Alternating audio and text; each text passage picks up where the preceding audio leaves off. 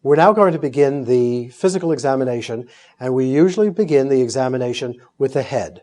You'll notice that the examination proceeds in a very orderly fashion from the top to the bottom, and as we go through the evaluation of various parts of the body, we will first evaluate the patient by inspection, palpation, percussion, and then auscultation.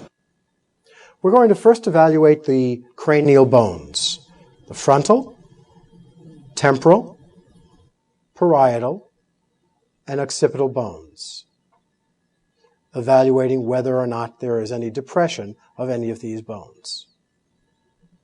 We also want to evaluate hair. We want to evaluate the texture of the hair and whether or not the hair is firmly attached to the scalp. Our assessment will then continue with assessment of the lymph nodes, and there are a variety of lymph node chains in the head and neck. We will begin with evaluation of the occipital nodes, and the evaluation is done by a very gentle rolling motion of the fingers as they go over the head and neck. We then come to the posterior auricular nodes, down into the posterior triangle,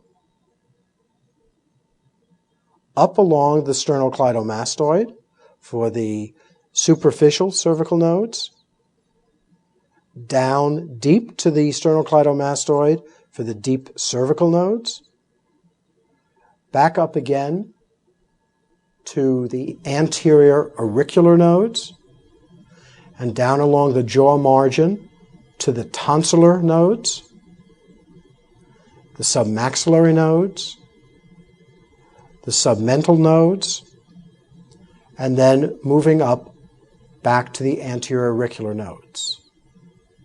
We're now going to continue with examination of the eyes.